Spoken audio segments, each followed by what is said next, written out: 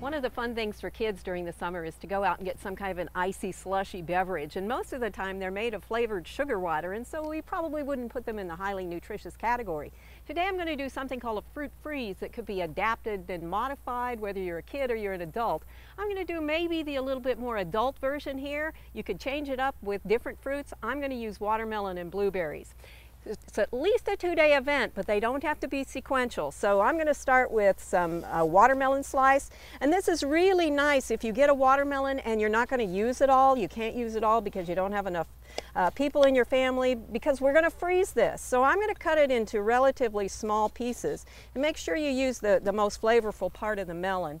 And simply cut it into little chunks about the size of a blueberry, because that's what we're going to pair it with. As I said, you could do this with other fruits as well. You might want to try strawberries and peaches. And this is a nice one that you can use when things don't come in season together, because they're going to be frozen ahead. And this way they're ready for hot days or cold days when you want to remember summer.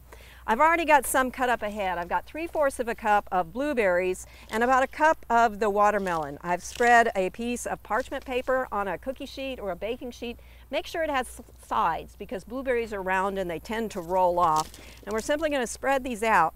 Now, if there's a lot of juice with the watermelon, as you can see, there's a little bit more here than I'd like. It's a good idea to strain that away, because we're going to freeze these and we don't want them to freeze together with all that extra liquid as well. And then the 3/4 of a cup of blueberries, spread those out as well. And then just slide them in your freezer and let them freeze solid. And once they're frozen solid, get a freezer bag that has a tight closing lid that either you can twist down or that you can zip shut, and stick them in the freezer, and then you're ready to go. When the mood strikes you for this recipe, you've got everything you need. I've got the berries already frozen here, examples of some that I did up ahead of time. So we're just going to start putting them in the blender. So I've got a cup of watermelon, that's going to go in there. The 3/4 of a cup of blueberries. Now, you might think that it would be fine to freeze them together, but what I find is that, yes, I might plan to use them for this, or I might plan to use them for something else. So I want to keep them separate so I could keep my options open. I've also got a 1/4 of a cup of apple juice concentrate. Now, this is still concentrated. It's not watered down at all. That allows us to get a really strong flavor from this. Now, this recipe either makes 1 serving or 2, depending on how you serve it later. Also in here, I'm putting a teaspoon of finely chopped ginger. And this is going to add quite a bit of a different flavor than what we usually think of with those slushies that the kids get. We've got the fresh fruit, we've got the fresh fruit concentrate to give us really packed flavors, and then we've got that ginger, which is a little unusual. I'm going to add to it also a tablespoon of fresh lime juice, and then we're going to put in enough water to make the blender go. Now, the blender, the recipe called for a 1/4 of a cup.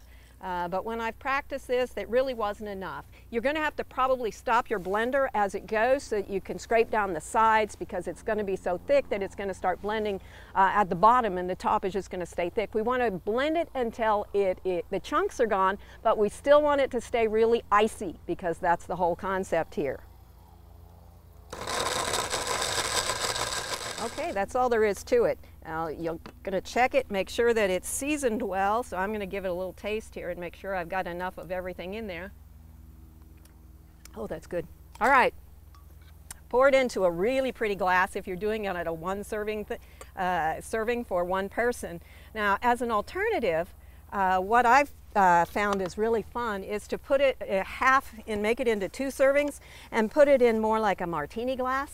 And then with a little bit of sprig of mint instead of a beverage, it becomes a really nice aperitif before you actually begin dinner. It's a little bit with the ginger, it's not quite what I like for dessert, but instead of a salad on a hot day, this is really, really nice. I hope you'll try it. It's a fruit freeze. For Oklahoma Gardening, this is Barbara Brown.